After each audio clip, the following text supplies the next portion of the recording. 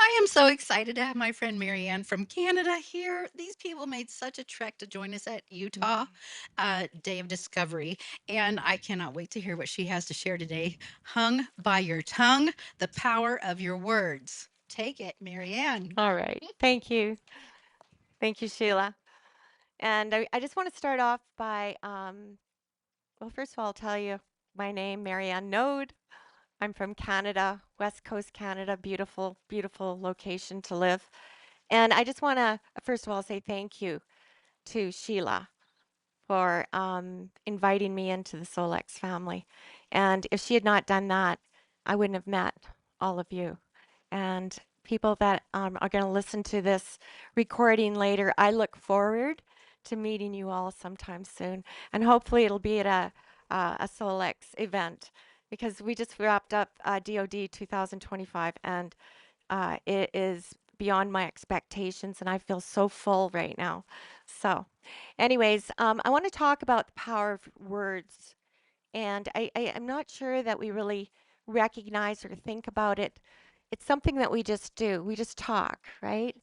A lot of our vocabulary, we learn to speak from our families, and words have energy. So it sounds simple, but words are incredibly powerful.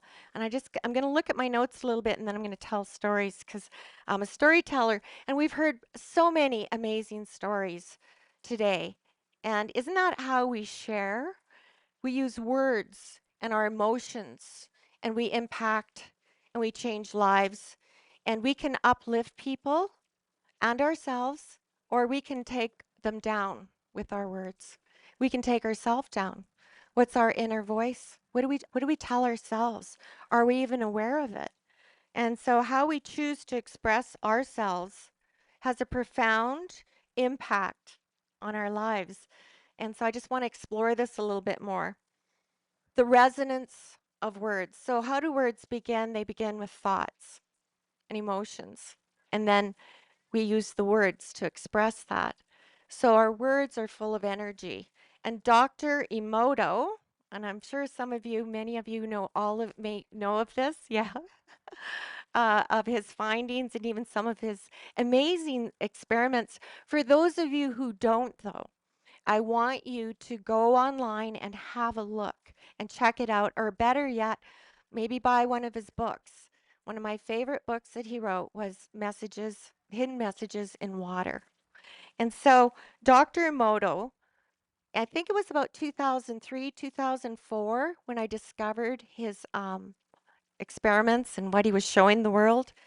And he discovered through his research that molecules of water are affected by our thoughts, words, and feelings. What are we made up of? Water, right? When we communicate with each other, even with pets, our food, you think about it, everything has water in it. Using high-speed photography, Dr. Emoto revealed how crystals formed in frozen water, how they change when specific concentrated thoughts or even music and even images were exposed to this water. And so what he would do is he would expose water to words. He would write words like gratitude, and he'd put water down, um, distilled water, and he used all the same water for these experiments. And so then he would flash freeze it. And as it was starting to just melt, he just had a brief moment to capture the image and he would photograph it. And so, with words like love and gratitude and kindness and God, we would see the most beautiful crystal formations. And then with words like hate and um, death, anger, sadness, all of that, the crystals were fragmented. They didn't even look whole. And actually, they looked quite awful. When he played beautiful music, opera music, not opera, it was one of Beethoven's, I believe, um, one of his songs, the music was just, or that the water just had beautiful crystals. When he played really heavy, heavy meddle with harsh words in the songs, the water responded with looking fragmented. So you think about that. How would that affect our body? So he wanted to take it a little bit further. He was like, He was teaching at a university at that time.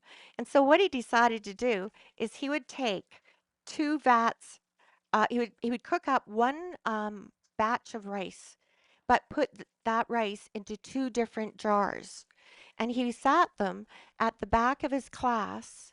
And so the children and his students would come in through the front door, and then when the class was finished, they'd go out the back.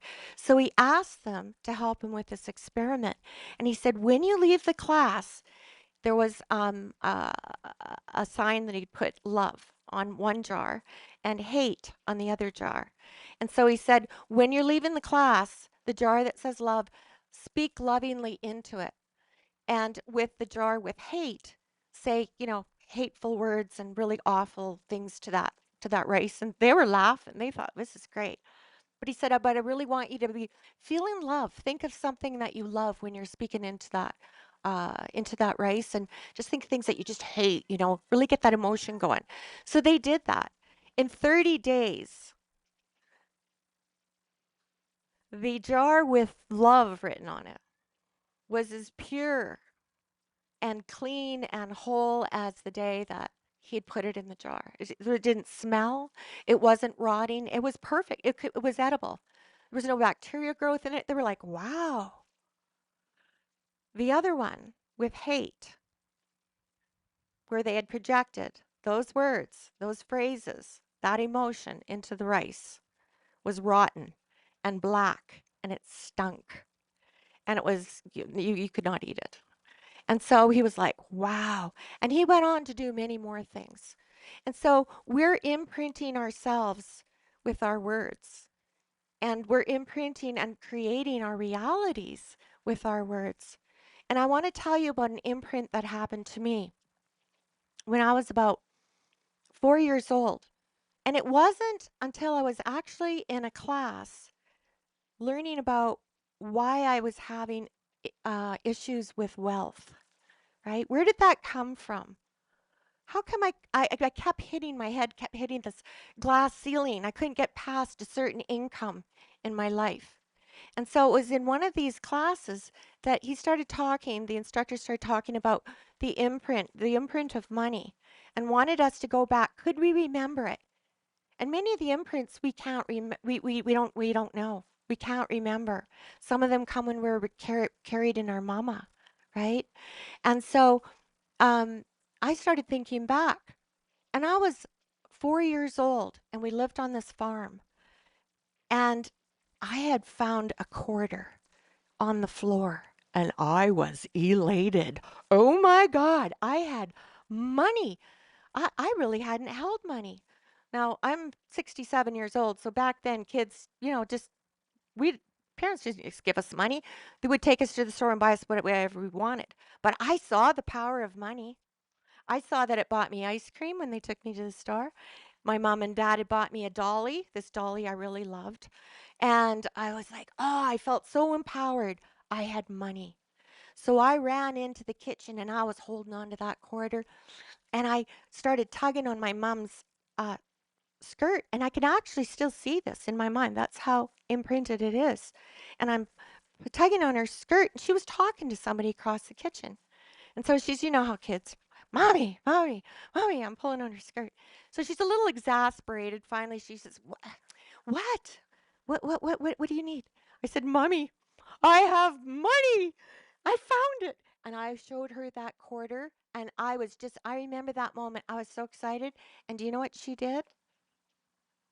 She took that quarter. She took it away from me. She said, Give me that. She said, Go wash your hands. It's dirty. Other people have touched it. And she thought she was being a good mom.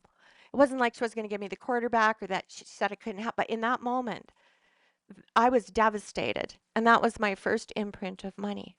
And so as I got older, and and I had different relationships, I was the one that made the money in a lot of my relationships, right?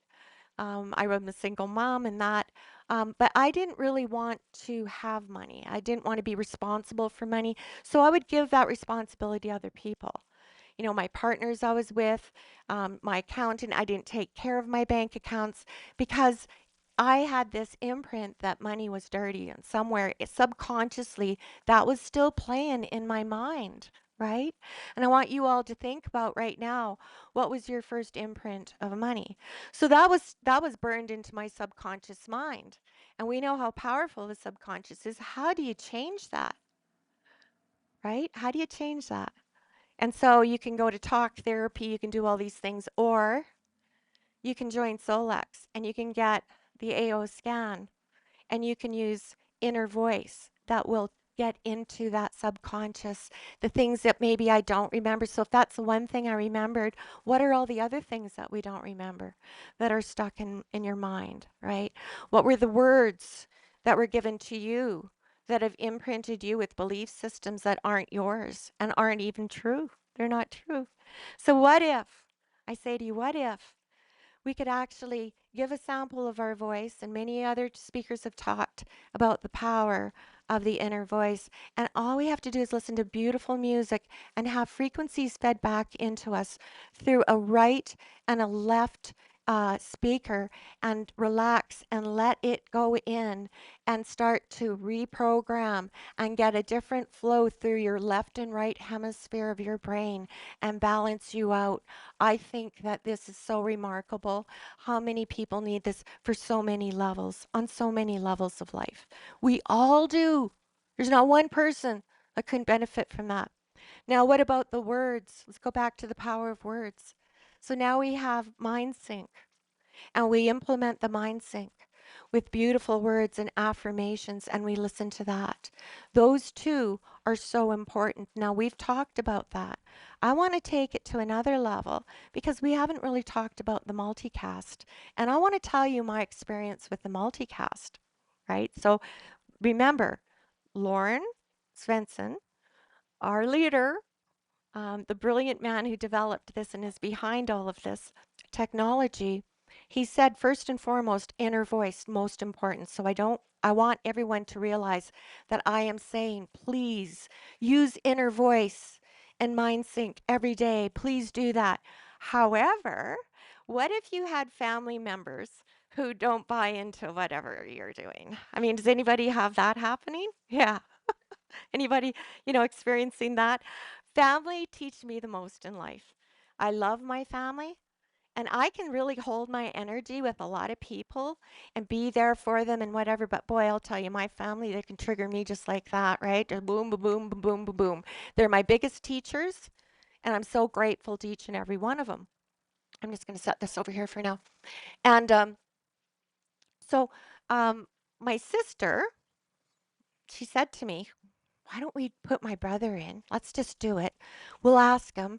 We'll just kind of fluff it around a little bit. Of course, when it's my new stuff, his eyes, it's kind of that little bit of a roll back, and the eyes roll back in his head a little bit. Oh, what's she doing now? Right? And so we just said, oh, we're doing this kind of a lot like what Shalu said.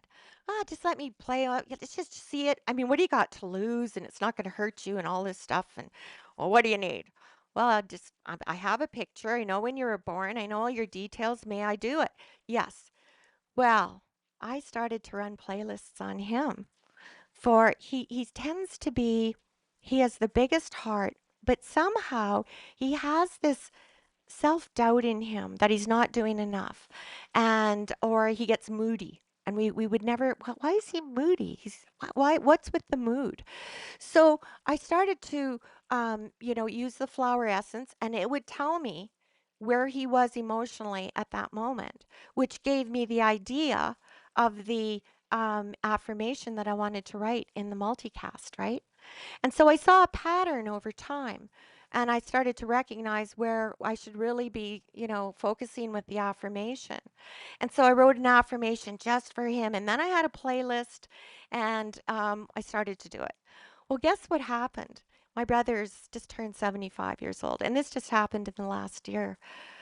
He shifted. And now it wasn't a shift overnight, guys. It was gradual, but in 6 months, we saw this beautiful, amazing man, and whatever had been imprinted in his mind and whatever illusions he was carrying about himself start to be relieved.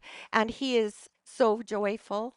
He's hardly ever moody, and we all get moody, so that's natural. We'll have our days. But I mean, that was, I mean, just so my sister's telling her best friend about this. Now, her best friend was having issues with her daughter. Now, her daughter had been adopted, and so she had a bit of an abandonment issue going on her whole life that her birth mother did not, want her. This is the illusion she had that she had imprinted in herself. This was her thought processing. And so she actually ended up having surgery to remove her.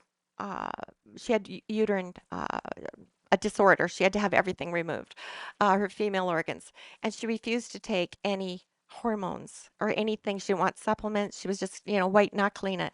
Well, her hormones went out of whack, and her adoptive mother, who raised her, I'm just going to call her mom now, um, they started to have issues. And they were fighting with each other, and she was angry, and this had never happened before. And so it was causing a lot of stress, and this had been going on for a year. And so things were tense. So Linda said, "Well, why don't we, why don't we, you, why don't you get Amanda? Why don't we do this with her?" And so her mom said, "Yes, okay, let's do it." So, anyways, we got Amanda in there and whatever, and I did the same thing. I used the essence of the flowers. I would watch what would come up, and then I'd do the affirmations that was required. But the very first one that I did for her, this is what happened in the first week. This is in the first week. I love and respect my mother, and then I put her mother's name because she had two mothers, really. I wanted to be specific. And then I added some playlists for her and ran them. The very first week, within 6 days, her mother called me crying. And she said, "My daughter actually hugged me today and said that she loved me out of the blue." So, you know, this, and I'm focusing on families because I think we have a lot of issues within our families. We have to heal ourselves first. We have work starts here first. First and foremost, it's us. And then when we can get some harmony in our families because they really affect us. And then, we work out into our communities and we share it with everybody, like Shalou said, 100 scans, 100 scans. Pretty soon you'll be on 200, you'll be on 300. Watch and see what happens as you start to shift. As you shift, life will change because you're going to be attracting different things because your frequency is changing, right? We're all energy. We know that. And so I have another story about family, and this is getting away from words. Well, not really. The words that I was using for somehow were kind of falling on deaf ears with my daughter. And she's living with me currently. And so, she used the terahertz wand. She's taken, some supplements and whatever, but I still have to remind her she's not really, but remember, I've been her mom her whole life, so what do I know, right? I'm still at that thing where kids, it's kind of in one ear and out the other. So the foot detox arrives. The foot detox. Now, she had sustained an injury when she was 14. She had a ball of it was a hard mass here. It was almost like calcified. It was muscle. It was all kinds of things. And it was about that big on her neck. Now, I had tried all kinds of different things. I was running scans on her. I was doing all kinds of things. But somehow she needed to detox some emotions on her terms. I think it had to be her idea. So I said, why don't, so I get on it. I use the foot detox for a couple of days. I'm like, wow, this is amazing. Creating curiosity because I don't want to say, you have to do it right away because I know how that goes. It's like, no, come here. She's going to go the other way, maybe. So, and don't get me wrong, my daughter and I, we love each other and we get along, but just when it comes to health, there's just this thing. So I said, well, just try it once. Come on. So she gets on it and she does it. She does it for 10 minutes on level 1. Okay? That's it. She gets off and she's like, "Oh, my body feels different." I said, "Can you explain?" "I can't explain. I can only tell you that I feel better in my body." And I said, "Wonderful." She had a great day. She had a good sleep. The next day, without me coaching, she was back on it. And within 2 weeks, this mass of whatever it was, energy, I don't know, was almost half gone. And so within 6 weeks, it's completely gone. And when she moved her neck, she would hear crunching. That's all gone. In fact, when I move my neck, it's all gone. I had some of that too. So, I mean, I can go on and on about my testimonials, but I want to bring it to the family and the words and maybe some of the imprints, some of the belief systems that we all carry. And especially in a family, we've heard a lot of the same words, right? Now, how do we speak to ourselves? And what words are we using when we're talking about ourselves, right? Many times we'll demean ourselves, we'll put ourselves down, we won't accept compliments, we'll try to, deter, no, I can't accept that. So you'll change the subject, or they'll compliment you back without even accepting that energy in. Our inner voice, and thank you, Lauren, for calling it that. Our inner voice is so important in how we speak to ourselves. And, I know, okay, I'm going to speak to the women here. We are very critical of our bodies. We're critical of our faces, our hair, our whatever. And, we've been trained to think that we're not good enough. We see it in the social media. You're not young enough. You're not skinny enough. You're not smart enough. You don't have big enough lips. You need Botox. You need this. You need that. And they actually, with the words and what's going on for a number of decades, they actually put us against each other, right? And so we're constantly comparing ourselves. They say that men will look at a woman walking by, but a woman will break down another woman way more than what a guy would. A guy might look at her and go, "Oh, that's nice," whatever. Attractive woman, like her legs, whatever. But we go, "Oh my God, she's got nails on. What's her hair like? Oh, her shoes." We're looking at everything. We. No, I'm not saying that all of us here do that, but this happens a lot.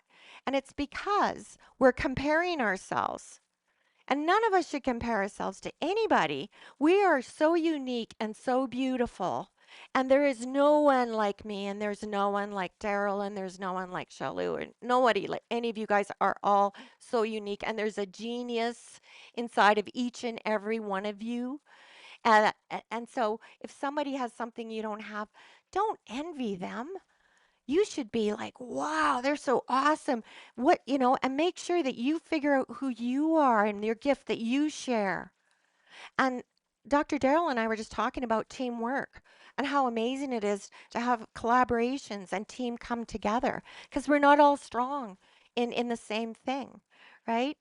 So, what is your inner voice? So, when you get undressed and you come out of the shower, and let's say you've got a full length mirror, are you looking at yourself going, "Oh man, I love that baby belly that you're packing"? "Oh yeah." And your breasts that are hanging a little bit low. "Oh yeah." Uh-huh. You're nice. You're hot. I love you. "Oh, look at the creases. Oh, look at all the silver hair you got." Whatever it is. I don't know, whatever your thing is. That's usually what we do. Very few of us will look in the mirror and go, "Thank you, body. You are so beautiful right here and right now." I can only speak for my body. My body grew through my body produced three miracles, three beautiful children. I didn't even really have to try. It just happened. How does that happen? That is so magnificent. That is so powerful. Like, why can't we think more like that? And so I believe that with inner voice and affirmations and using these tools, and maybe we have to use the multicast for some of these people who aren't willing to listen to their own frequencies being fed back to them. We have tools here. This world needs healing. And before you run out and save the world, start with this world. Start with your inner world because it's the most important world. that you carry around is your inner world. And so that's really my story. I could tell stories for days about all the magnificent things that the scan has done for other people, and I'm deeply grateful. I'm a holistic practitioner in Canada. I've been doing it for 25 years, and my outreach now is international. I have clients that I work with in different countries all over the world, and they're so excited. This world needs it. Our medical system is broken, so broken. We, in fact, when we look at all the systems in the world, we're seeing them all break down. Rather than be upset about it, we should be joyous and know that everything is in order, and that our my job is for me to get myself in order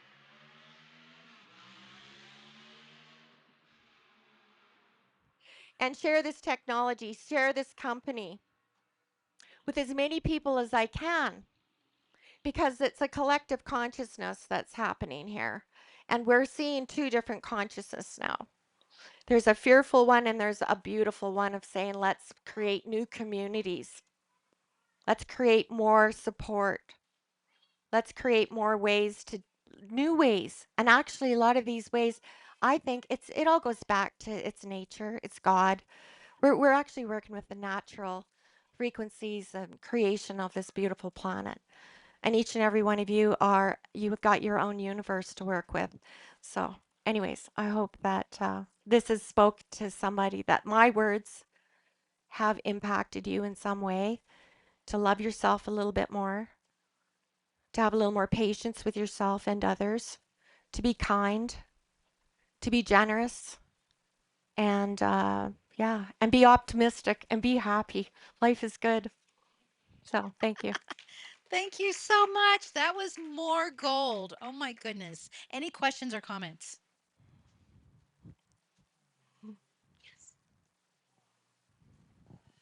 Thank you. When you were talking about trying to get someone to just try the scanner out, especially within the family, um, if I do that and I can't, that they don't want to, I ask my higher self, and maybe our muscle test, and I will go straight to their subconscious mind.